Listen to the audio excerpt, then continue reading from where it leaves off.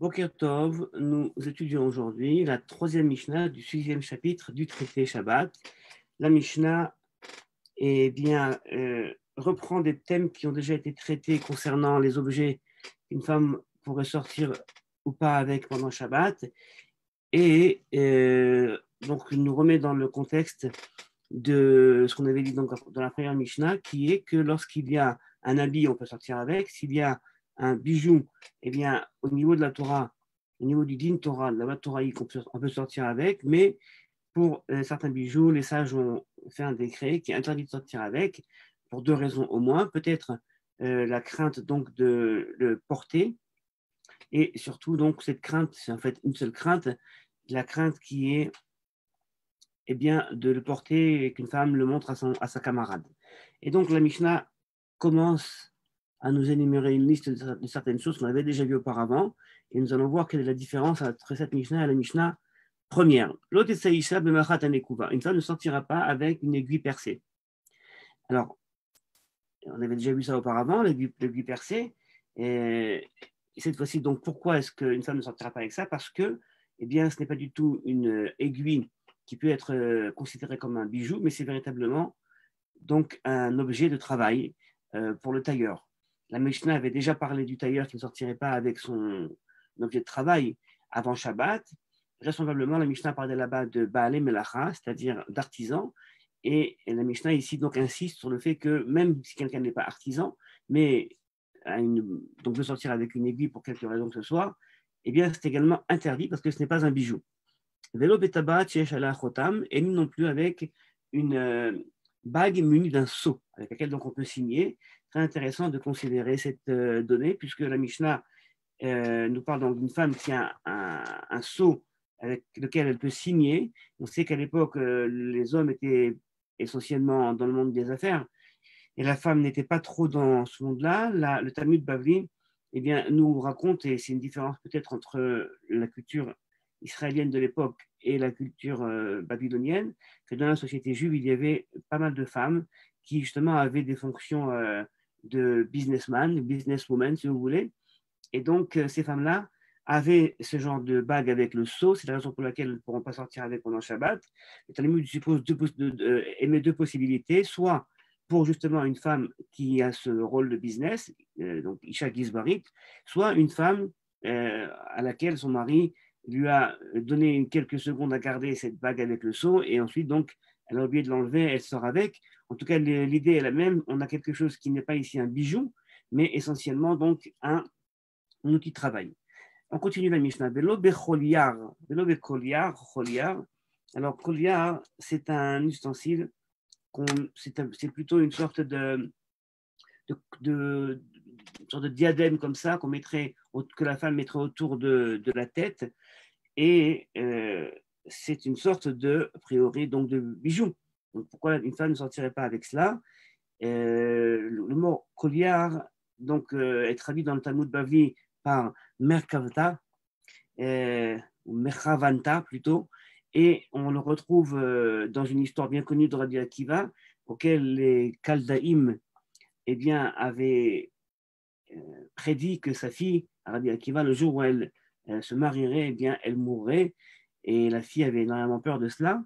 Le jour où elle s'est mariée, elle rentre dans sa chambre, et puis elle enlève la fameuse Markavanta qu'elle avait dans les cheveux, et elle la plante sur le mur. De là, on apprend donc c'était donc un ustensile avec un bout très pointu, et sans faire attention, par inadvertance, elle bien plante cette pince, si on peut dire, dans les yeux d'un serpent qui était sans doute là, et donc qui allait, on va dire, peut-être la tuer. Le matin, elle se lève, elle voit ça.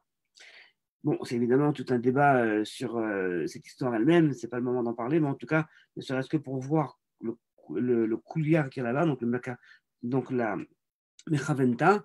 Donc, c'est sans doute une sorte je dirais, de pince, comme ça, que les femmes mettent dans les cheveux pour tenir les cheveux. Certains veulent le dessiner comme étant une sorte de diadème. Le professeur Safraï, quant à lui, considère que c'est une sorte donc de pince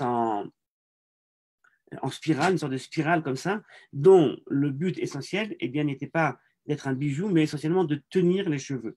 Et donc, c'est la raison pour laquelle ce n'est pas un bijou, donc une femme ne sortira pas avec pendant le Shabbat. On continue, vélo kovelet, et pas non plus avec une kovelet. Le Kovelet, qu'est-ce que c'est? Eh bien, deux façons de comprendre ça. Tout d'abord, c'est quelque chose qui est lié à du parfum. Donc, c'est du parfum aromatique. Mais sous quelle forme ça vient? Eh bien, certains considèrent que c'est une sorte de… Voilà, qu'on prend quelques plantes qui sentent bon, on les met ensemble et c'est ça. Non, alors peut-être, mais en tout cas, Kovelet est traduite en grec par Kourlis. Et Kourlis, eh bien, Kourlis veut dire un chilazon, un chabloul, c'est-à-dire un escargot en grec. Et donc, il est possible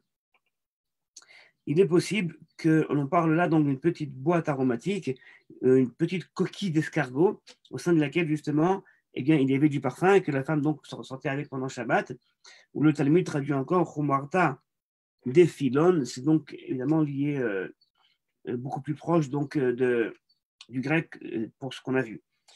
Ensuite, et donc ce n'est pas un vélo Bekovelet, donc ce n'est pas non plus un bijou. Vélo Betzlochit, c'est le paliaton, et elle ne sortira pas non plus avec une petite pochette déodorante, ou alors plutôt avec une fiole de parfum. Slochit, Kovelet, on pourrait traduire pochette déodorante, et donc Slochit, c'est le paliaton, c'est donc une fiole de parfum. Slochit, c'est une fiole d'argile, une petite bouteille d'argile que les femmes portaient sur leur torse, leur poitrine, sous les vêtements, afin d'enlever la mauvaise odeur qu'il pouvait y avoir chez certaines personnes.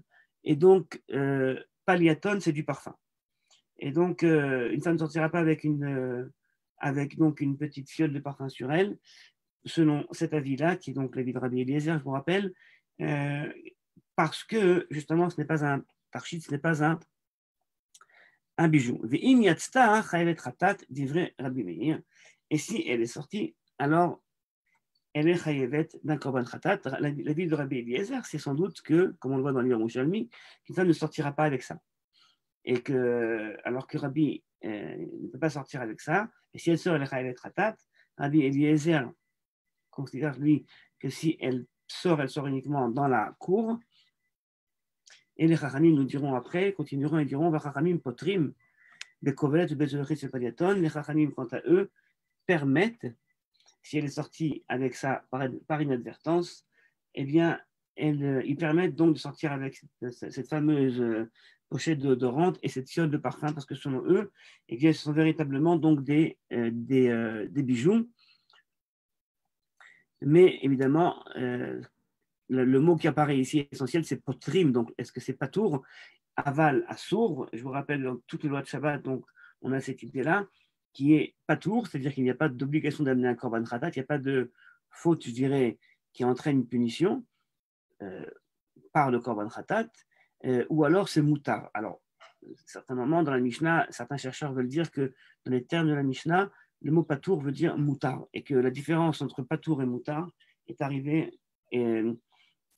bien plus tard dans la littérature talmudique, et ça voudrait dire donc les chachamim potrim, selon ça, qu'ils permettent absolument. Selon la lecture talmudique, et qui a été employée ensuite donc par les commentateurs, potrim, ça veut dire que si elle le fait par inadvertance, patour, elle n'est pas punissable, mais assour. Mais on ne le fait pas quand même.